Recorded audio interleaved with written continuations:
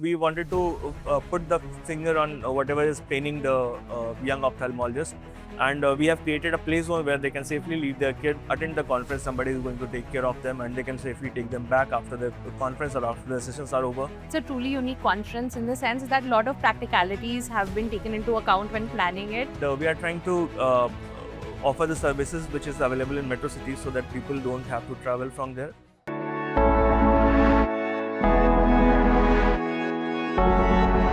So, good afternoon, everyone. My name is Dr. Anshika Luthra Sharma. I'm a cornea cataract refractive surgeon who is working in IQ Hospital in Gurgaon. And we have with us Dr. Nilesh Kumar, Secretary of YOSICON. We are here at the International YOSICON 2026. And welcome, sir. Please tell us something about the conference. Thank you. Thank you so much for this warm introduction.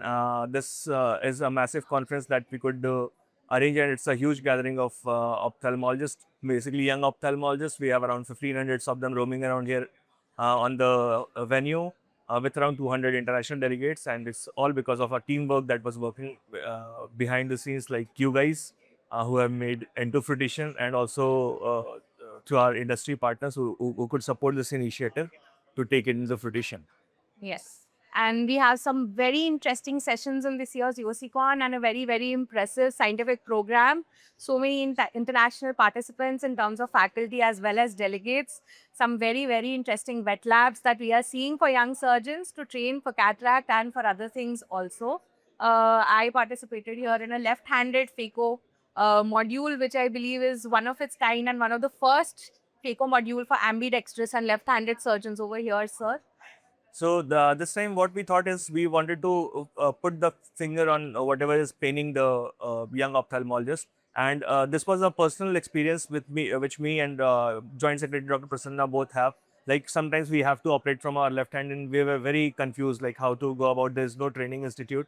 And when we talked to most of our left-handed colleagues, they told that they were trained by right-handed surgeons, and the trainers had no clue how to use the left hand, and most of them switched to right hand to operate because the trainer was not there. So we started this initiative called Don't Feel Left Out, and all the left-handed surgeons are training the left-handed surgeons. Yes. And similarly, we also initiated something called as Packed Lens Symposium, which is not done quite often in India. It's a copied idea from West, but we were able to execute it. There are hiccups here and there which comes in these kind of scenario when we are trying something new.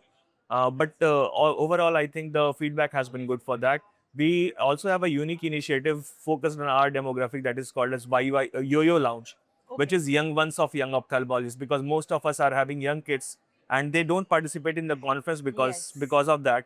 And we have created a play zone where they can safely leave their kid, attend the conference, somebody is going to take care of them, and they can safely take them back after the conference or after the sessions are over. So there are other multiple initiatives that are going on throughout the year, which has culminated into finales of various things. We have hackathon that is for 3 days, and a Shark Tank that will be there. So we have been blessed that there are so many good leaders in our society that they take these initiatives and bring it to life and conduct it completely well. Yes, I think it's a truly unique conference in the sense that a lot of practicalities have been taken into account when planning it, including this yo-yo. I think that is something that we don't Something find like in you any see over here conference. also is the scrub day, which was the idea of our Yes. team, Dr. Karan Bhatia and Dr. Aditya Sethi, to have everybody in a scrub on the Saturday, so that you feel like you are in your uniform and everybody is together. Agreed. And the feeling of unity that I can see amongst all of us, I think that's really something.